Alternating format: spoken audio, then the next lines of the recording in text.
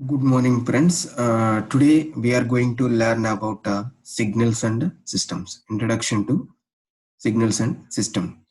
Okay, before going to know about the signals and systems, okay, let me clarify three main points. While going to discuss about the signals and systems, we need to understand the three main points.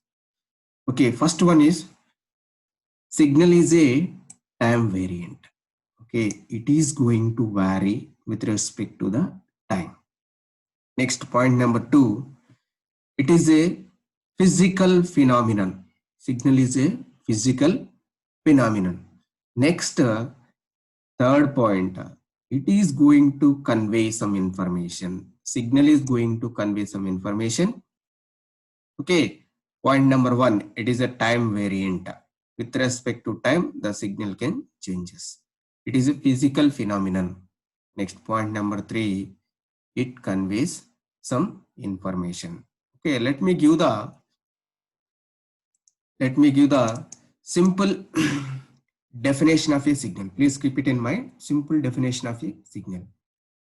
A signal is a physical quantity which carries some information. Carry some information. Signal is a physical quantity which carries some information. A signal can be represented with the f of t, or x of t, whatever it may be. Here, the f indicates the name of the signal.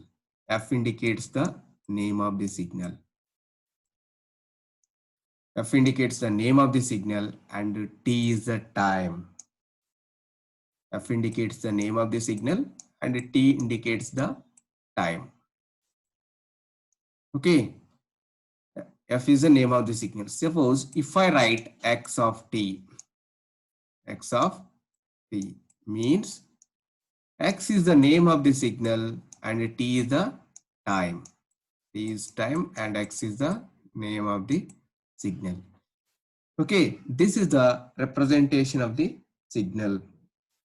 Okay, from this equation, we can say that signal is a function of time. Signal is a function of time. Signal is a function of time. F of t is my signal. From this equation, we can say that signal is a function of time. It is a name and it is a function, functional representation. A signal is a function of time. So some examples of the signals are, voice signals. Voice signals, it is going to convey some information. Voice signals, noise signals, noise also signal, it is going to convey some information. Noise signals, electrical signals, voltage signals, sine waves, cosine waves. All these are the examples of signals. Okay, next come to the systems. Okay, system is a device or a group of devices. System is a device or a group of devices intended to operate on signals. Intended to operate on signals. System is a device. System is a device or a group of devices intended to operate on signals.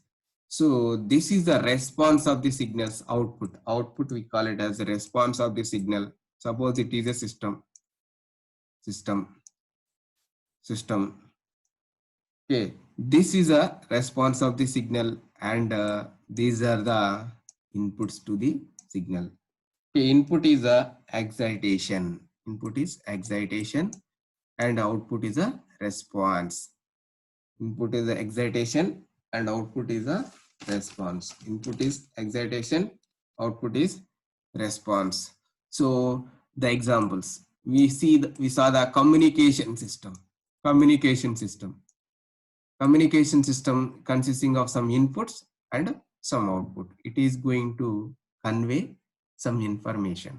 That means it is communication system is going to transfer the some information. What it is going to transfer? It is going to transfer the signals. That's why the system can be named as a device or a group of device intended to operate on signals. So suppose telephone system is there. In this telephone system, we are transferring our voice. Okay, voice is a signal. Signal is intended to the telephone system, and other person will receive it. So the response, the output from the telephone system is nothing but a response. It is also a signal. Okay, this is all about introduction to signals and systems.